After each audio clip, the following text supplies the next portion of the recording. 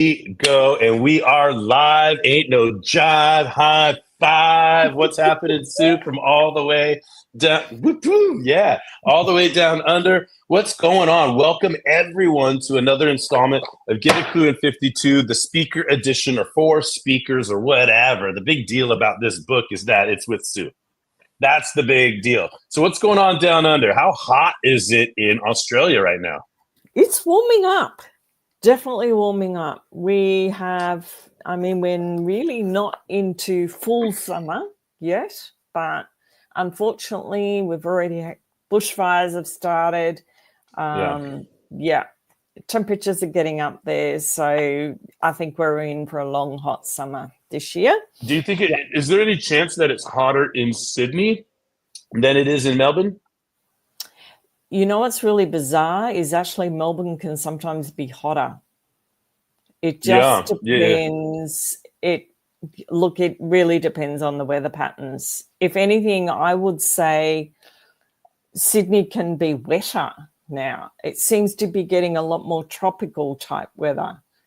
And so Melbourne tends to be drier. But yeah, we're all getting really, really high temperatures. Yeah, well, it's starting to we're starting to get a little, cold, right? Like it's interesting in San Diego. We're like idiots for talking about weather because all we do is piss people off. And but there's an interesting phenomena that happens where it was just the other day I went golfing with Vipul, our good friend Vipul Dial. Shout out to Vipul Dial. And it was going to get up to close to I'm hesitant to say this, but 80 degrees. Right. And here we are in like late December. 80 degrees on the golf course, but it's like 62 inside the house. The air inside the house is super cold.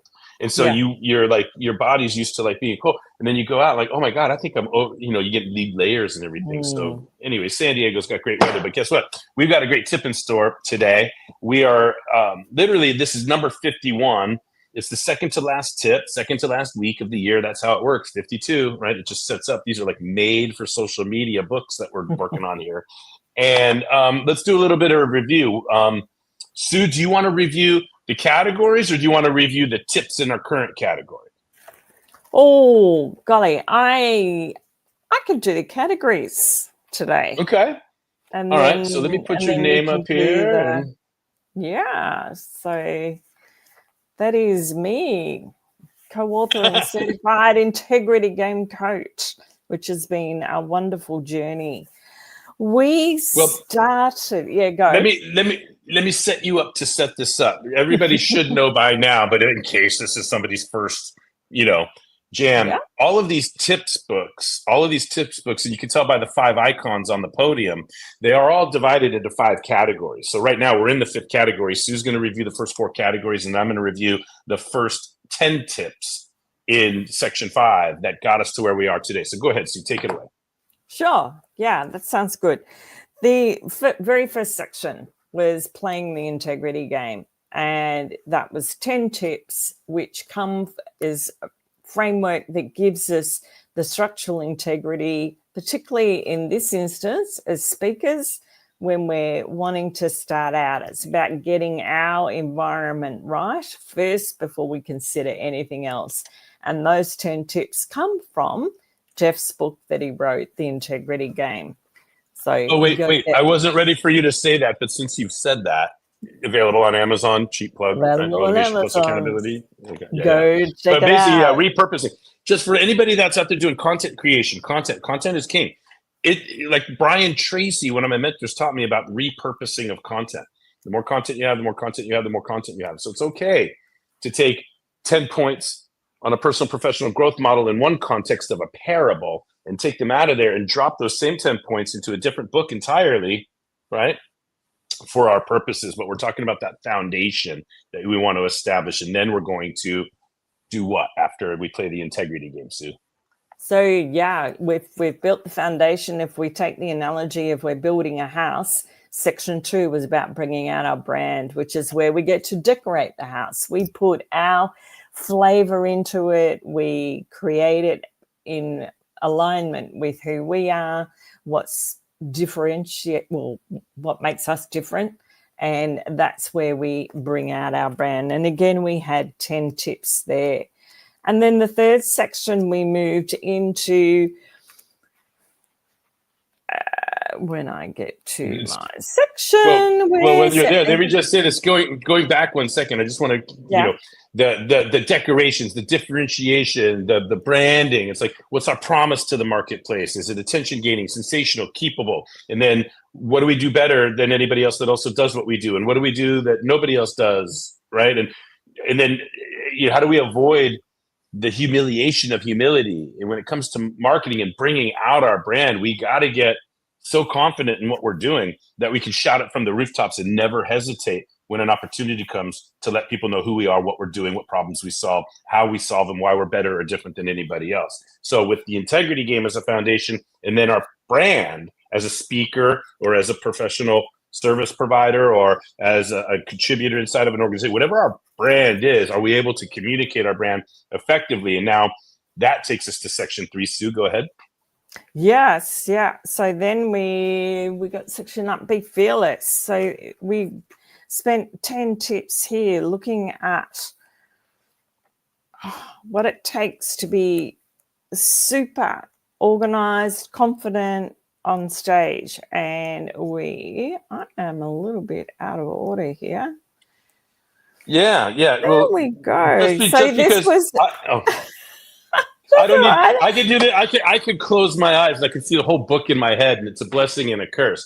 But what we're talking about in section 3 are the 8 steps to fearless public speaking. We put 2 more tips in front of them to have 8 in the section. But what we're doing is we're introducing now. Any of us can be fearless on stage. If you're terrified of public speaking, follow these 8 steps, you'll get rid of that fear. Or even if you're not terrified, you'll be more creative, take more chances, be more conversational. If you follow 8 steps to fearless public speaking, you are going to be more confident, et cetera, et cetera, et cetera. So that's what we talked about. Now, what did you want to say about this section? Go ahead. Oh, about that section, yeah. It was, I was going to highlight those first 2 that came before the mindset pieces. The actual 8 steps to fearless public speaking, where it was more around that mindset of that we start off. It's not about us. It's about making sure that we understand our audience, and then the second one was about acknowledging what the real fear is that we need to consider when it comes to public speaking. And then we went into those 8 steps, and then within those it's 8 misplaced. Steps, well, it's just that people say, here's the thing, people say, oh, I'm afraid of public speaking, and I say, no, you're not. You're afraid of preparing to speak in public. You're afraid of doing the work to be comfortable in your own skin and to believe in your promise. It's not the speaking that you're afraid of. Anyway, and that was what was so special about that section, because it went into addressing exactly what those steps are that get us past the real fear, and it laid it out very clearly. And then there was one tip 27 within that, which was the outlining strategy that we looked at within that section, and we gave it the overall introduction, but then we took that and pulled it apart into section 4, and that was the elements, forms, and functions. And of an outline. The key is outlining, getting everything out of our head onto paper in a line item, subordinated, like single sentence per subordinating point, so you can see the relationships and the content, the elements of the intro, the elements of a conclusion, the key element of effective transitions, and the forms those elements can take, and then how they function. We broke it down. Which makes it very hard to go wrong. Well, you could still go wrong. I mean, we're not trying to fool anybody into thinking that this is mistake-free, but we got to learn to fall in love with the mistakes, and we got to be so well prepared, right? that even when we make a mistake, that doesn't stop us. We can roll with our own punches, even if we're beating ourselves up, right? But even this morning when I was introducing myself with the networking group, I was making my notes on the people that were introducing themselves because I wanted to address some people's, and I looked right at Dan and said, Harvey. And he's like, no, Dan. And I'm like, well, of course you're Dan. And I just kept going. You know what I mean? Like, like a younger me would have been embarrassed or paralyzed, or like I would have had mental energy processing the fact that I just publicly got somebody's name wrong. But I'm so prepared with what I want to do in that moment that I can laugh at myself and it doesn't take me off course because of the preparation. Yeah. And which brought us to the final section, section 5, where we take our practice and move it. What are the steps that we need to go to? And I'm going to hand back to you, Jeff, to take us through. And I'm just, I just figured this is the section that lends itself to the screen share and the visual. So we're in section 5 right here, and like, hey, first of all, you learn how to speak, or you become a speaker, or is it a practice? Is it a hobby? Is it something that you do on the side to build your other thing, or do you want to make it the full thing? You want to take it from an ability to an income-earning hobby, something that you can do, to something you do, right? And then even then, you might even be at practice level. And all of these tips in this section are just me having so much fun with my hesitation to call a practice a business when I call it a practice. And because we're highlighting these 12 accountabilities that if we really want to build a practice, if we really want to make sure that we got consistent revenue in exchange for our skill sets and our strategies and our messaging as speakers, then we're going to have to pay attention to 12 accountabilities. And so that's what this section is all about. So as we roll through, right, and you can keep the org chart in mind, starting with, this is going to be tip 41, 42, 43, 44, etc. They are consistent with the accountability. So first of all, is it worth it? Pay the fee of feasibility. And I love this piece right here. We need to be super honest about how difficult it could be to build a monetized skill set, an income earning hobby, then a practice, then a business. But a lot of people skip these 3 pieces and they call what they have a business, and they're lying to themselves and they're lying to whoever else they're speaking to. And I'm just not for it. I'd rather be honest at all times. Even though I've done my share of posturing in my career, I think that we want to be honest about this, right? So if you know that the business is worth running, now you got to run it. And this is like the job of the COO who reports to the shareholders. And for so many of us, that's the same person. So I got to turn my hat this way when I'm the owner and turn my hat this way when I'm the COO. And I have to have conversations with myself and the whole thing. Okay. And we highlighted some difficulties with all of that. Then for 43, we got into the operations department. This would be operations here. This is marketing. This is sales. This is finance, which is where we're at today. And we're going to get into tip 11th accountability, or tip number 51. But in the operations department, starting off, there's 3 accountabilities. And the first one that we tackled is R&D, or product and service development. We talk about the menu. What's on the menu? This morning I mentioned, if I'm a restaurant, you come into my restaurant, there's coaching, there's consulting, there's teaching, there's training, there's speaker for hire, and there's info products, hybrid online courses. That's my menu, right? And so you need to know your menu and revise your menu and add to and take from the menu. And right, that's an accountability in the business. What are you selling? What else can you sell? What makes sense for you to sell? I want to give a shout out and a tip of the cap to Damian Elston, who probably learned it somewhere, but he's the one that taught me that if you're just selling one thing to somebody, you just want to make money. But if you're selling, 5, 6, 7 things, you want to help them solve a problem. And you use like protein powder. If you're just selling protein powder, you're just trying to make money. But if you sell protein powder and the shaker bottle and the supplements and the exercise routine, now you're helping somebody get healthy, right? And so the idea is, what is on the menu that is consistent with your brand, that makes sense for somebody? In addition, like, are you just selling speaker for hire, or are you selling coaching? Or are you selling info products? Or are you doing events and retreats? Like, what else is on the menu? It's your responsibility to develop that. And so then we leave the operations department to have tips number 44 and 45. And it's just fun for me to break the totality of marketing down into 2 basic accountabilities: info in and info out, right? We need to collect information from the marketplace about our customers, our competition, and the market conditions, right?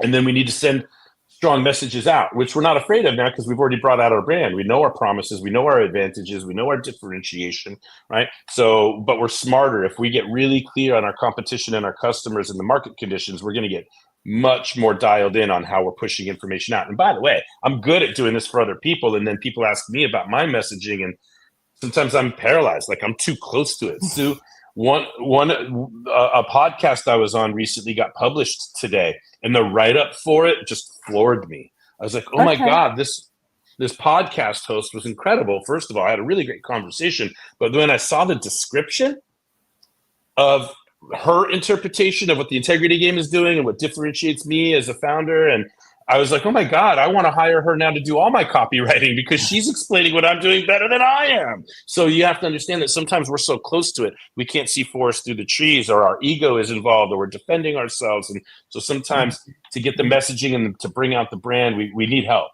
right? And I believe I'm better at doing it for others than I am for myself. Like, surgeons don't operate on themselves. Let's hope, right?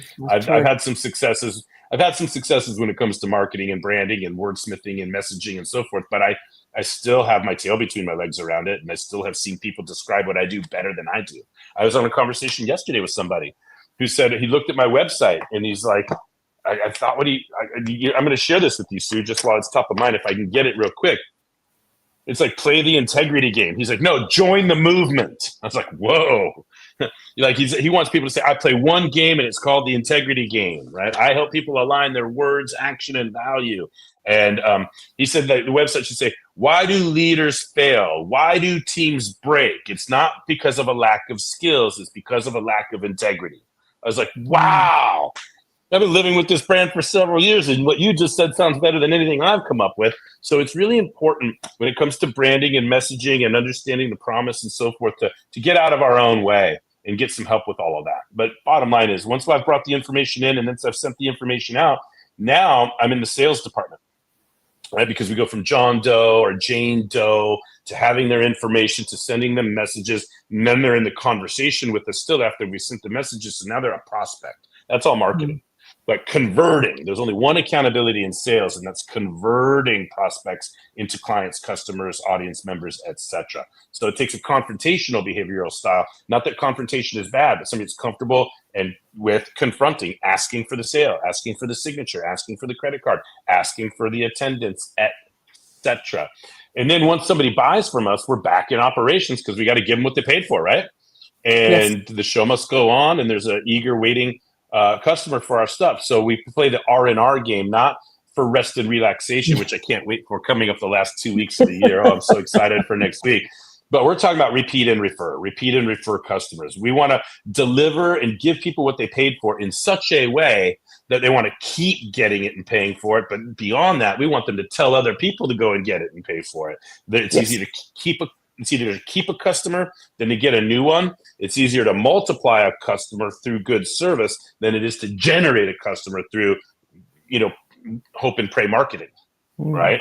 So we made these points, and even if they're coming out a little bit different in the words I'm using today.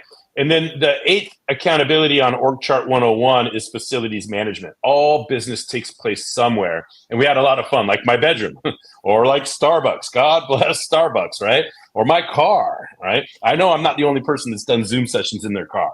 No, and on. Yeah.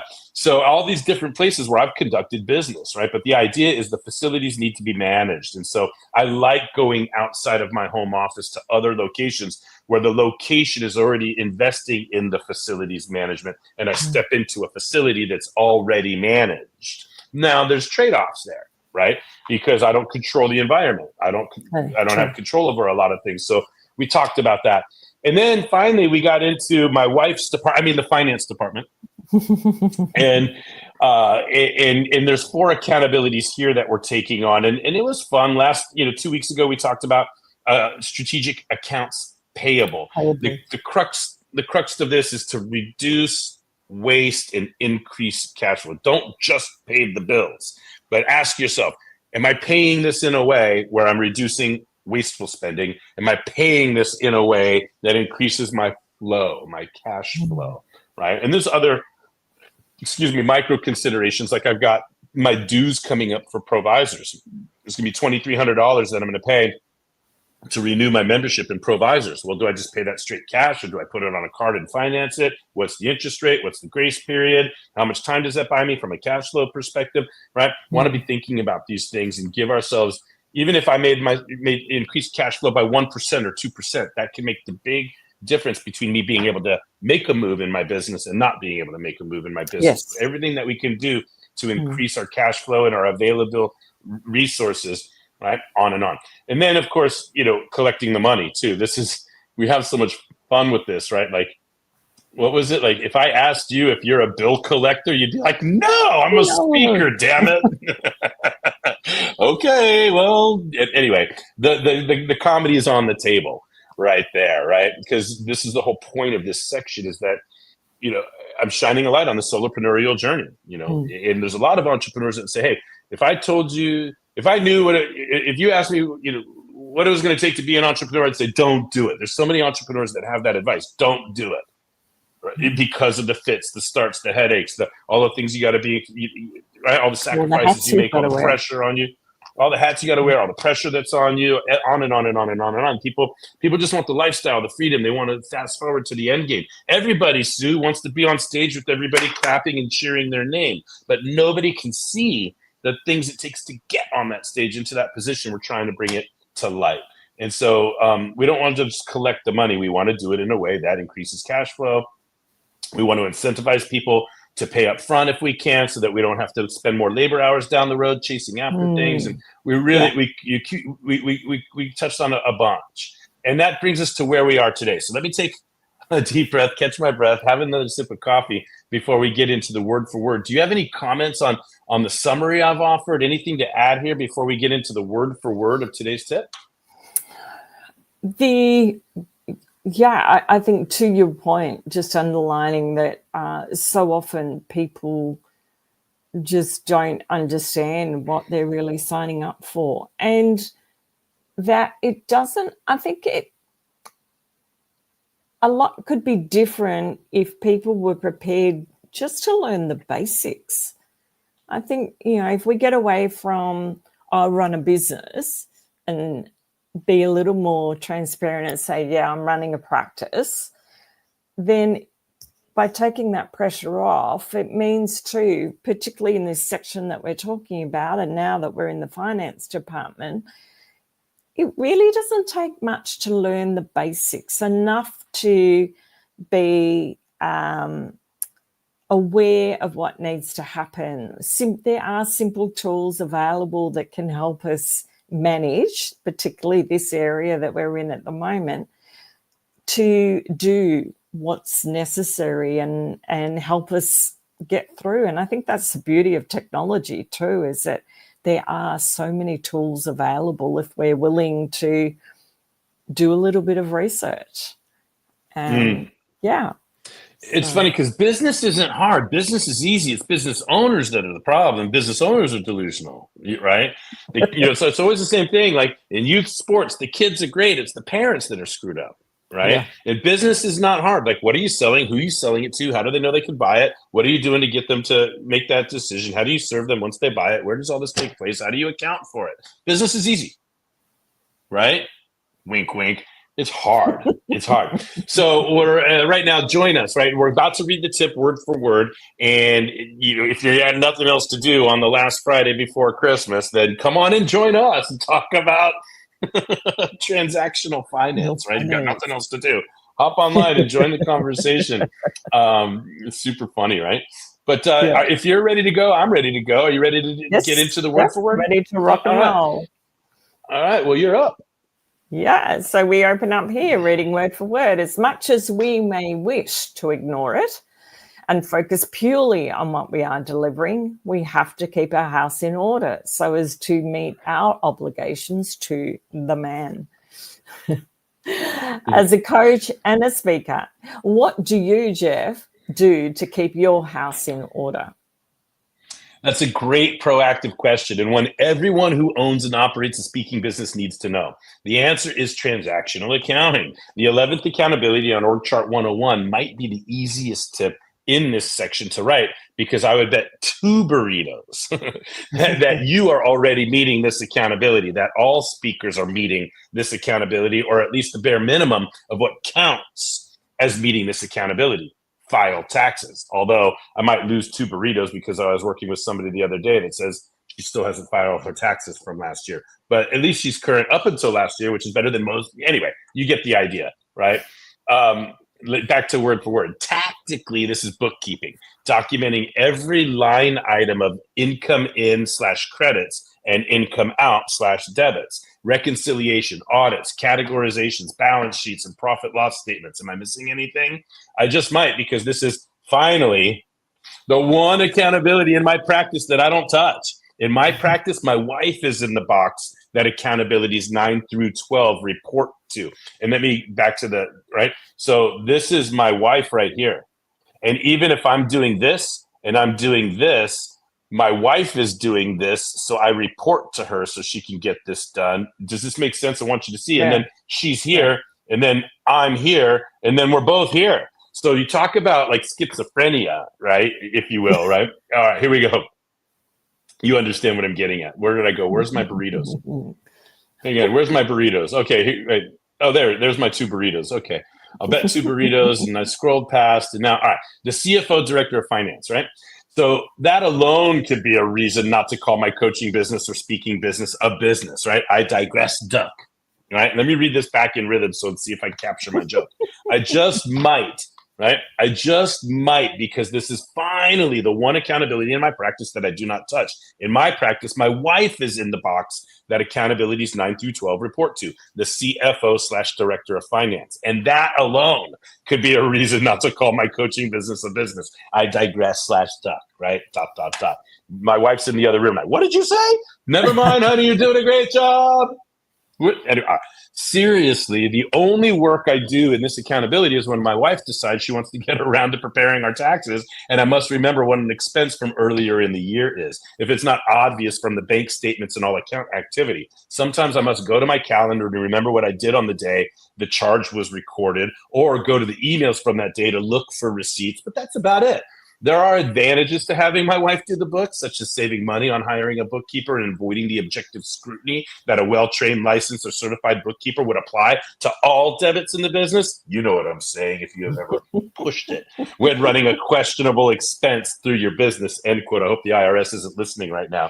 But anyway, the drawbacks to having your spouse do your books should be obvious, especially if your spouse has their own career, business, job, hobbies, social life, shows to watch, or anything else to do that is more attractive than doing your books, my books. I mean, oh my God, there's about 1 million things that are probably more attractive than doing my books.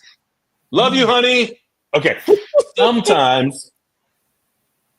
Sometimes I think I'd be better off hiring a bookkeeper, but in 17, now 18 plus years, my wife and I as owners have not fired my wife as CFO or fired my wife as bookkeeper. Perhaps another reason I hesitate to call what I have a business. She's in the room. I can hear her. What, are you saying I'd be fired? No, you're doing great, honey. You're right. Like, I'm going to read that again. Sometimes I think I'd be better off hiring a bookkeeper, but in my 17, 18 years plus, my wife and I, as owners, have not fired my wife as CFO or fired my wife as bookkeeper. Perhaps another reason I hesitate to call what I have a business. So I won't bother to ask if, this is so funny, I can't read this without laughing. Sue, are you ready? So I won't bother to ask if you are a bookkeeper, and I'll just skip to the question. Who does all the transactional accounting in your speaking business? Now, for anybody that's joining us for the first time right now, the previous tips, I'm like, so are you accounts payable? No, I'm a speaker. Are you accounts receivable? No, I'm a speaker. Are you a salesperson? No, I'm a speaker. Damn it. Okay, well, who does all of those things in your business? Well, I do. Hashtag me too, right? And cue the music. 2 more accountabilities on the chart. Do you want to sing? I'll stop it. Yeah, go. Here we go. 1, 2, 3. 2 more accountabilities on the chart. 2 more accountabilities. All right. I don't describe my own business as a business. I call it a practice, partly because even though at the end of the day, I'm happy I don't have to do any of the technical work of this bookkeeping and tax prep, I also know every day that this accountability is not being met the way a real business would meet it. Systematic data entry, regular running of reports, timely upkeep of data, timely tax filing instead of extension all the time, that avoid extensions of penalties, and many other things I'm probably ignorant to, because just like you, I'm a speaker and a coach, damn it, not a bookkeeper. Smiley face. Right? Here we go, Sue. This is the joke for this tip. When it comes to this accountability, I am perhaps the closest I will get to calling what I have a wait. Oh yeah, when it comes to this accountability, I am perhaps the closest I will get to calling what I have a business, because it is the only thing in my practice that runs without me mostly. And A Klu is structured as a C Corp, so the tax filing for it as a business entity is separate from our personal family taxes. But that's about it. To the music. You nail one down, you pass it around. And if you are still, I'm adding the still there because it's in my heart and soul. If you are still not yet convinced, if you're still not yet convinced from this tip that you need a bookkeeper if you don't have one, that turning your spouse into one could be a solution if it doesn't create marital communication issues as a side effect, or that ideally paying someone to tell you what you are doing wrong or cannot do anymore all present challenges to a speaking business. You understand? Like, that's the fear for me. I'm just stopping the word for word, right? Like, being transparent, one of the things that's prevented me from hiring a bookkeeper is I have to be doing some things wrong. And I just don't want anybody to tell me. Yeah. I don't want anybody to tell me I'm doing it wrong. I already know. You don't have to tell me. I already know. Anyway, my point is, let me go back, right? You guys understand what I'm saying here, right? And this is a long sentence, so you got to take a deep breath. If you're not yet convinced from this tip that you need a bookkeeper if you don't have one, that turning your spouse into one could be a solution if it doesn't create marital communication issues as a side effect, or that ideally paying someone to tell you what you are doing wrong or cannot do anymore all present challenges to a speaking business, well, the last tip in this section and the book overall will reveal a few more reasons why speakers struggle to build what I would personally feel comfortable calling a speaking business. So here we are, 51 weeks. And within this section, 11 down. 11 down. Is it worth it? Does it run? What does it sell? What must we know about the marketplace? What does and how does the marketplace know about us? How do we convert prospects to clients? How and how well do we get repeat and referral clients? Where does all this take place? And what do you prospects, clients experience when doing business there? How are we increasing liquidity and reducing waste when we pay for the things we need? Has everyone paid us what they owe us in ways that maximize cash flow while reducing the labor hours required to get paid? And are we current and compliant with our records, bookkeeping, reporting, and taxes? And resume the music. One more accountability on the chart. One more accountability. We've taken 11 down. We've passed them around, and we'll be back next week to close this whole thing out. All right. So there we go. Yeah, and it's like it's fun, and it's jovial, and it's also like, wow, Sue, we've done it, right? Like, one more to go, and we'll wrap this whole thing up. So what say you? What say you regarding transactional finance, Sue? There was one thing that I think is worth just reviewing really quickly is the structure. You mentioned that you set your A Klu up as a C Corp. And yeah, I just wanted to highlight that it's worth considering for anyone just thinking about how they set themselves up when they're trying to shift from a practice to a business, however it is. Get some advice. Go to, if you're trying to manage your taxes, go to a tax accountant, get some advice on what is the most appropriate way to set yourself up so that you minimize any potential issues. And how can you do it in a way that's going to make it easier if you're the one wearing the hat of having to do your finances? You haven't got a spouse, like in your situation, you've got a spouse that's their forte, and they do it day in, day out. So it's natural for them. But make sure that you've just done a little bit of research as to what's going to work best for you to make it easier to have your house in order so that you can do all of that. Yeah, well, we're going to address the point you're making a little bit next week too, because next week that's we're why going to I don't talk want to about. go into We're going to talk about. That's okay. It's all good. You got a key to effective communication is repetition. Doesn't matter how many times we communicate the value of these tips. We got to burn the grooves and get it in there. But the strategic finance piece, one of the projects that I'm working on right now is I'm working with some founders that have successfully exited the companies that they founded. And that's a journey, right? Because you build it and you're trapped by the business and it's part of your identity. But then be able to pull back and do all the work on who am I as a person? Is this business ready to be bought? And now what are all the moving parts on the liquidation of that, right? So the reason I say that is because sometimes we're strategic, and as the founder, as the owner, as the CEO, right, we're strategic about setting up our entity in a certain way that gives us as individuals the strongest tax advantage, right? But now a potential buyer for that business is going to be like, hey, how come you pay no taxes but all the other employees do? Or how come you pay no individual taxes but the business has this big tax liability? Maybe we need to restructure this so that you have to take a higher individual tax hit, but the business is more attractive to us as a potential buyer, right? Just as an example. Oh, well, I'm just a speaker. Come on, pull my other leg. It plays Jingle Bells. 99 bottles of beer on the wall. That's what I should start saying now. Instead of like, pull my other leg, it plays Jingle Bells, which is kind of racy and funny. Pull my other leg, it plays 99 bottles of beer on the wall. I don't know. I'm going to give that a try, Sue. What do you think? What else? What else say you? It's Jovial Friday. This is like the second to last Friday of the year. Yeah.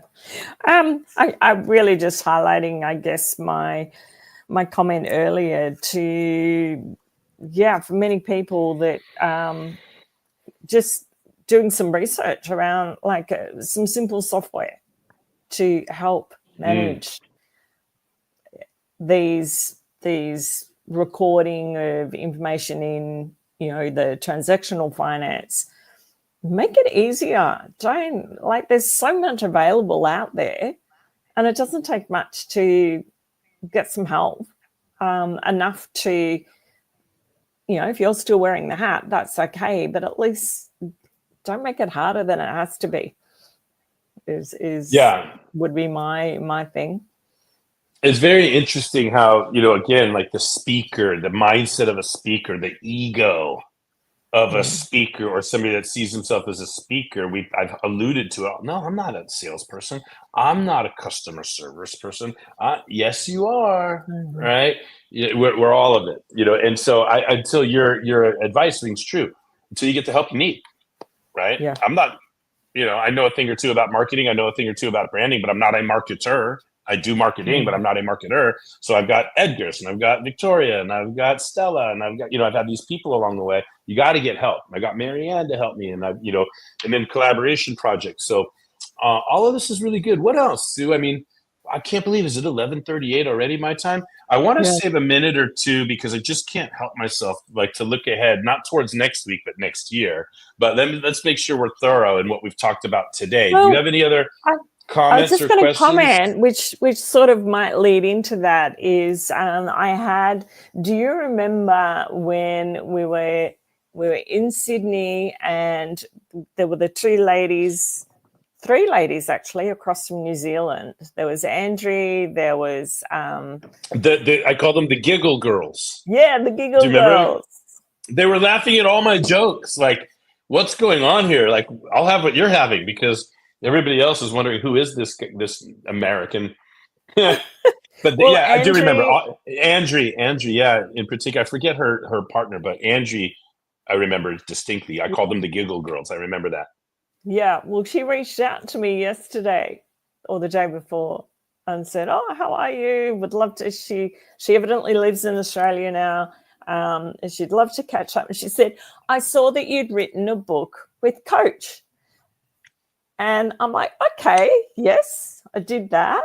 and I was explaining. We'll tell her that she can too for $12.99. I did, and you can too for $12.99. What's that behind you? But sign anyway. No,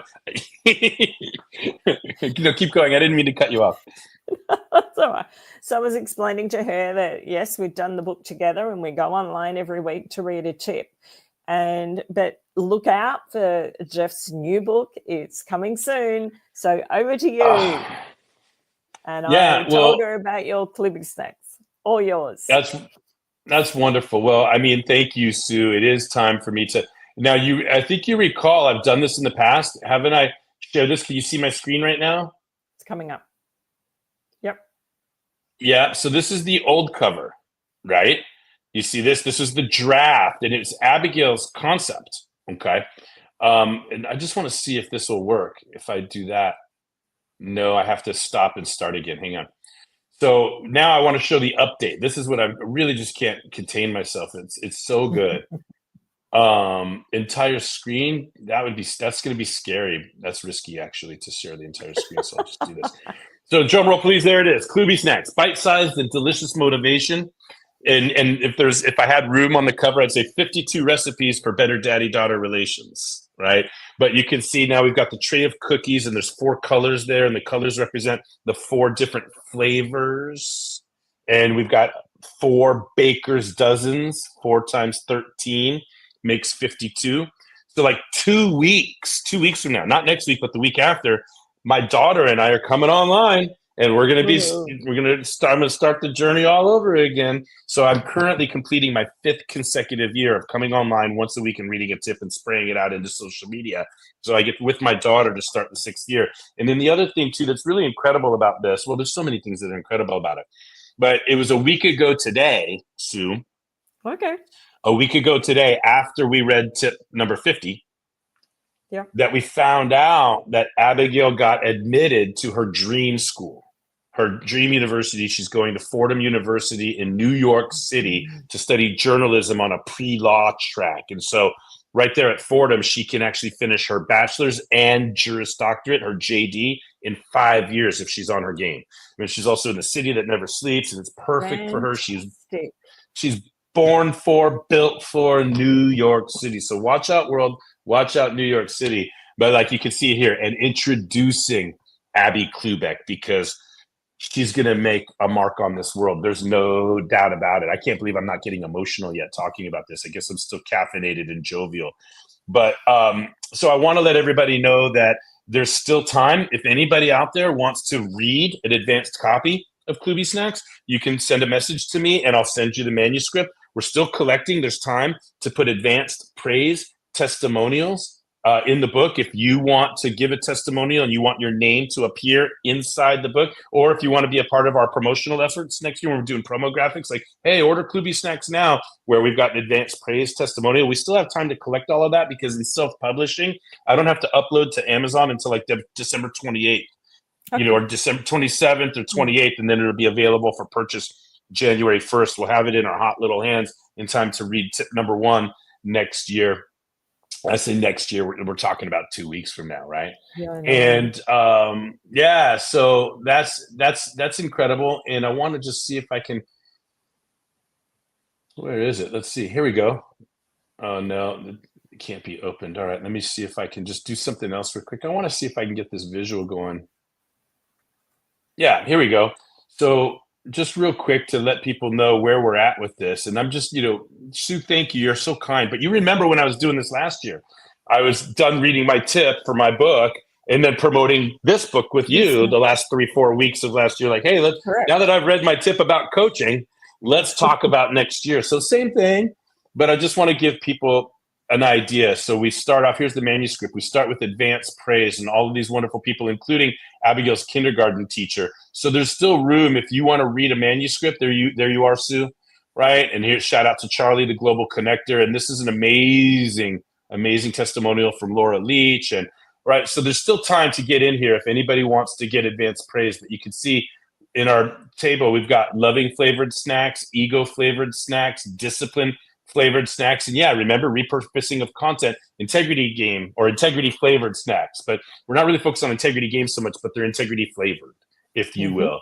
And then there's the dedications are fantastic, and then the forward by Marianne. I'm going to scroll quickly past this because it's literally the recipe to the original Klubi snack. So I'm going to scroll past that really quick because for 30 years that recipe has been a secret, and we're going to let it fly. And then I write a really heartfelt and deep and depthful, vulnerable as all can be, about my love for my daughter and how terrified I am, and like the woman I'm most afraid of on this planet is my daughter, because I never want to do anything that would jeopardize our relationship, which makes the accountability and the parenting that I do need to do difficult. And then we get into it, and there's a little intro to each section. There's the snack, and then there's my daughter's response times 52. So on and on we go, and we're going to slap some pictures in here, and we're going to insert some interior design. But I could not be more thrilled and fulfilled and thrilled. All the beans are spilled, and all the vulnerabilities and everything. And to be working on this project, we started the project not knowing where she was going to go. In the introduction, I'm like, as of the writing of this, we've visited these and we've applied, and it's going to be one of these, but our dream school is, and that's going to stay put in the intro because it captures where we were at in the moment. But if you scroll back to all the way to the end of the book, when we wrote an author's bio for Abby, we were able to update it and say, Abby will, I can't say it. Abby will be attending Fordham University at Lincoln Center in New York City in fall of 25. Oh, so we're cutting the umbilical cord next year, 1 week at a time, and we're going to be dishing up some Klubi snacks, and they're coming in hot. So having said all of that, last call for comments, questions, jokes, riddles, limericks, haikus, or expressions of gratitude. What do you got, Sue?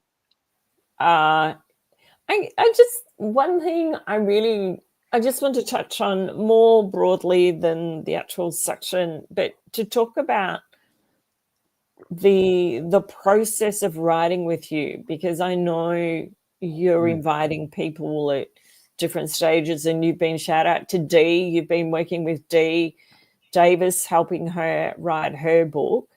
I haven't even told you, I don't want to interrupt, but do you know that we have the introduction in chapter 1 written for the Integrity Game prequel?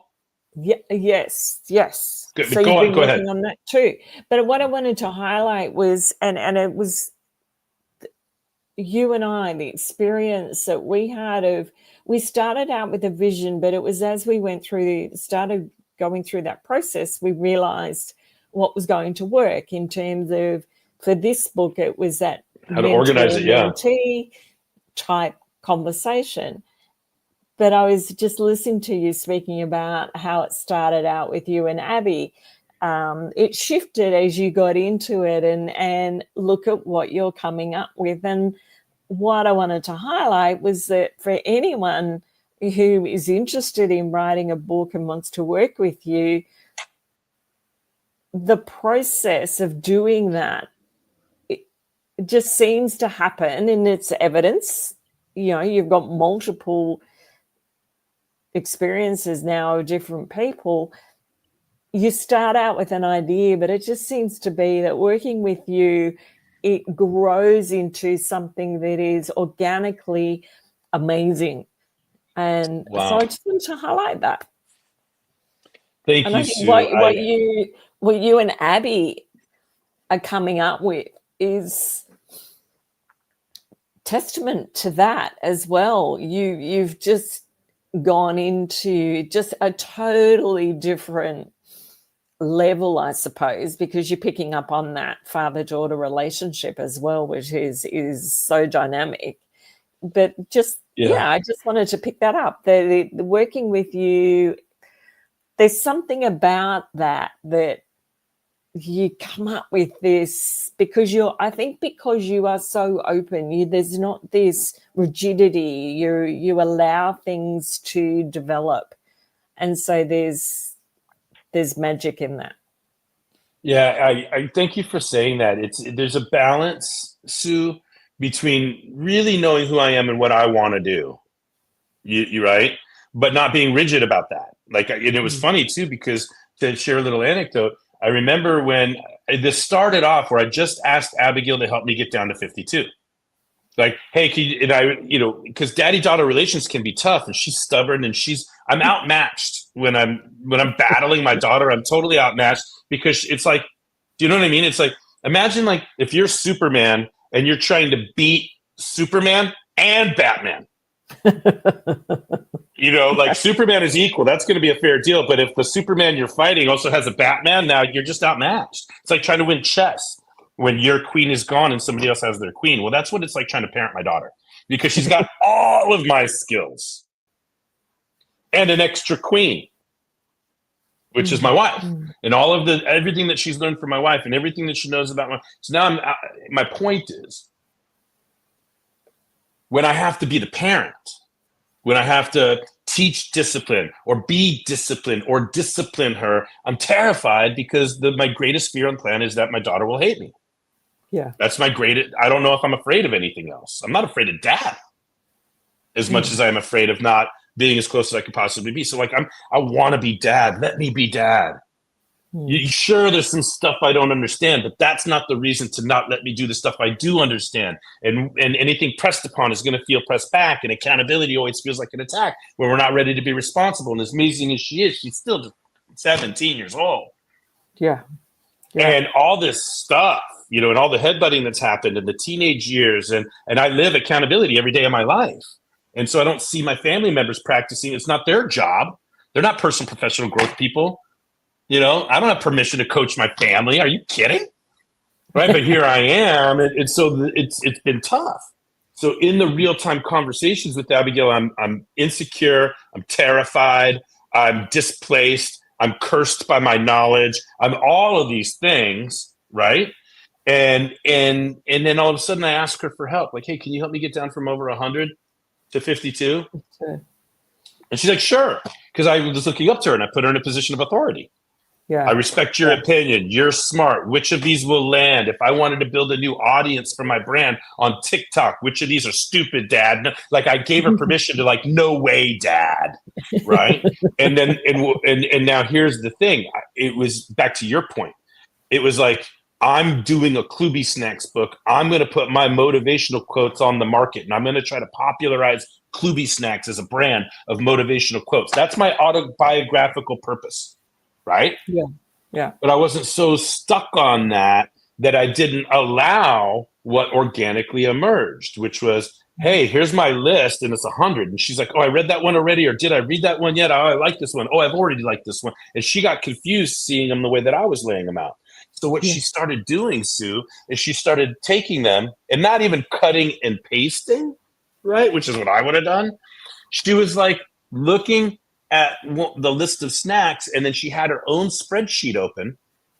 Right. And then she started retyping my snacks. And then she's like, Dad, I don't think this is the right word. It should. And then she started doing it. She started editing my Klubi Snacks. And I was like, well, and I had to, like, to your point, the instinct is like, well, no, I was able to say, you know what, Abigail, you're right. That's totally better now.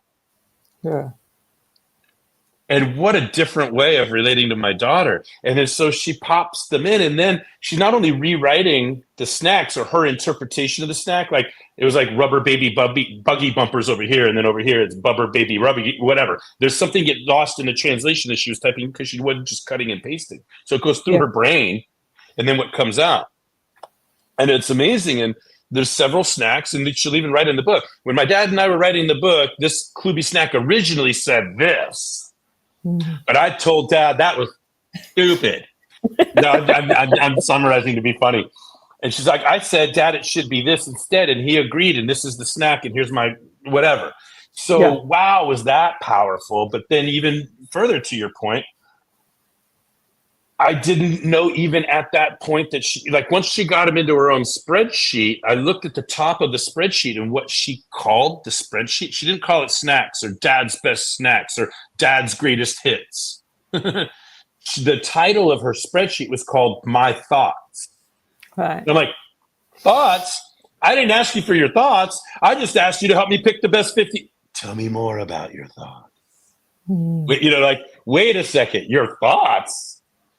And then I looked at the spreadsheet and she had notes. And she didn't just transfer the snack over, but she had notes. I'm like, are you planning on writing? She's like, well, yeah, we're writing a book together, right, Dad? I was like, oh my, what? And so originally I thought I was just going to take Scooby-Doo marketing and cut out the dog face and insert my face in and try to use all the same branding until one of their lawyers slapped me on the wrist. Yeah. That's what I thought I was going to do. And Abigail says, no, Dad, the original Kluby snack is Mom's cookies. We have to honor Mom. And Dad, you've always had your cartoon version of yourself, right?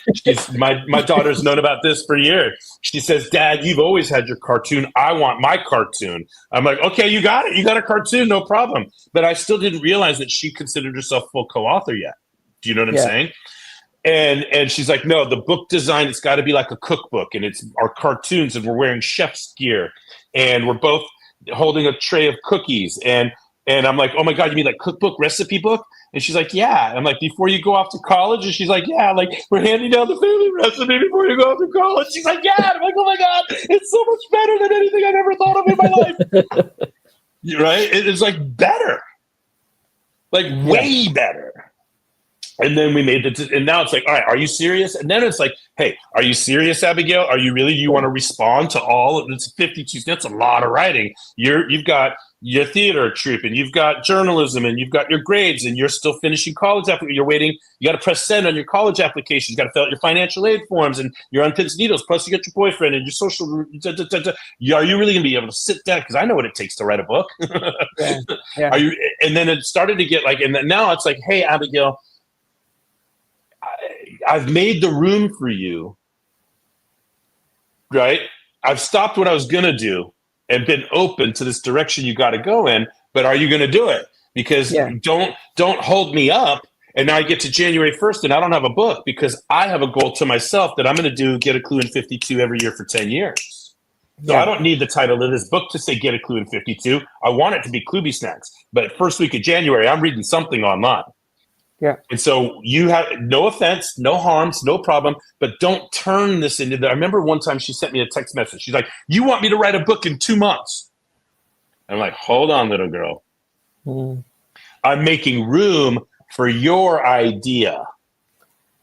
I've stopped. This is the story of parenting. Yeah. I've stopped what I want to do for myself and made all the room in the world for you to do what you told me you want to do. And now I'm holding you accountable to what you told me. So don't make me the bad guy. Yeah. That's not working anymore. I'm not going to let this project be another fight between us. No way. Yeah. And so I said, let's come up with a plan. If you can't respond to all 52, maybe you just do 6. Maybe you do half a dozen and I do the rest. Or maybe let's just start with, I'll do 1 snack in each flavor. I'll do number 13. I'll do number 26. I'll do number 39. And I'll do number 52. Let's just start there. And I'll start working on those. Let's see how far you can get. And I was able to successfully intervene in that victimization of that drama that she wanted to create. I'm like, don't do that. Don't put that on me. This is your idea and I'm making all the space for it. Now shit or get off the pot. Right. And I don't care. I love you just as much either way. No judgment. But just what I'm trying to teach all along. Don't say you're going to do it and not do it. Books, and she said in the book, books don't write themselves. You'll see Abigail say in the book, and she'll tell the story about, hey, I got all this stuff going on, and Dad was on me a little bit, but he wasn't on me for anything other than what she wants. And that's how parents get misunderstood. The kids just don't understand how much we want for our kids and how afraid we are and how tough the accountability piece is because we don't want to be distanced from our kids. And I got an email from one of my students yesterday, like, hey, you didn't do your final speech. What happened? She's like, oh, I'm not on talking terms with my dad, and my tuition is paid by his benefits. And the only time he would be willing to meet with me because he's holding it over her head. I'm like, oh my God, I feel like I'm so lucky, Sue. Yeah. There's so many people in the world that have daddy-daughter issues or parenting issues or kids not. And like, this is just such an incredible project. I appreciate being able to talk to you about it. You're talking about the writing process with me, but back to the fun of it, right? Like, we coming up with the 4 flavors, like seeing and like just the project, like, ooh, what's one thing that I can group? And I was trying to go in with 5 categories because the Get a Clue in 52 books have always been 5 categories. And I was having a hard time. And then it hit me. And then she was sitting right by my side and we were working together. And I'm like, Baker's Dozens. Just a tiny light bulb like that. whoa, Yeah. 13, 13, 13, 13. Okay. Yeah. Anyway, I can keep going on. It's just an incredible thing. And she stepped up and she got it all done, and she cranked over Thanksgiving break, and she did so much writing, and her writing is so good. And when I was going over all of the edits, the parts that I wrote, there's so many track changes to approve and accept. And the parts that I'm going, a little bit of that, a little bit of that. Like, she's a better writer than me. Her thoughts are clear. She doesn't entertain these rabbit hole tangents. She knows she's succinct and it stands alone, and she's got hooks. And I just can't wait. I mean, you've seen it, right? Yes. Yeah, it was fabulous to read. Really, really good. Yeah. I can just go on and on about the process, but it's like, I appreciate what you're saying. Like, hey, everybody, if you're thinking about writing a book with Jeff, it's incredible. Well, guess what? It's incredible writing a book with you, Sue. It's incredible writing a book with Vipul Dayal. It's incredible writing a book with my daughter, but it's probably most incredible writing a book with my daughter. It's like Robin Williams used to say, I love you in blue, I love you in red, but most of all, I love you in blue. Yeah. It's like, yeah. I love all of my co-authors, but yeah, my daughter the most. Right. And so Stella has come out of retirement to work on interior design. I hope that she makes time in her world to get that done. No pressure on Stella, but this whole thing is coming together in the most profound way, and something nobody will ever be able to take away from us. Definitely. And I've already gotten feedback, like Laura Leach. I don't know if she'd be okay with me saying this, but it's just the honest truth. She told me that she shared some snacks right away with her husband, who has been estranged from his daughters. Oh, wow. And then the very next day, she saw him writing a letter to his daughter that's still in college. And she says, Jeff, this book is already having impact. And I called Abigail right away and shared with her. And I'm on to something different here. This is different, right? It's not leaders. It's not salespeople. It's not marketers. It's not entrepreneurs. It's not growth seekers. It's like, we're getting into parenting now. And I don't know if I've ever done anything more important than what we're doing right now. No, but to that, how much of a difference would it make for our business leaders, our organizational leaders, education, if they could, and me included in this, absolutely, as a parent, we could deal with some of the stuff that we're afraid of, that we carry around with us, that impacts how we show up. I wonder how many leaders are frustrated. Yeah, I wonder how many leaders are frustrated with their kids and then take it out on their direct reports at home because they don't know how to. Yeah. Yeah. I don't know if I've begun to realize the impact this can have, because I'm just like so transactional, trying to get it done and manage the project and the moving parts and everything. And I don't want to oversell it either, but yeah, but this is different. This is different. And anyway, I mean, even if it just heals me and nobody else, that would be enough, wouldn't it? But my daughter we both in this book admit and apologize and reveal and surrender and forgive and like all the stuff that we've had such a hard time doing in the moment. Yeah. But like, hey, get her into her room on her iPad when she's not charged and triggered, and she can give I'm so proud of her, the maturity, the vulnerability, the gift. Oh my God, she's smarter than the average bear. She could have just graduated not ever letting me know that I taught her anything. She could have graduated letting me believe that I'm to blame for everything. She could have left here not ever letting me be a dad the way I want to be a dad. She could have done all of that and kept this power and but to her credit, she's smart enough to know, and it's just been a tremendous gift. So thanks for letting me talk this out, Sue, and preview. Klubi snacks are coming. Klubi snacks are coming. Bite-sized and delicious motivation. Fantastic. Last call.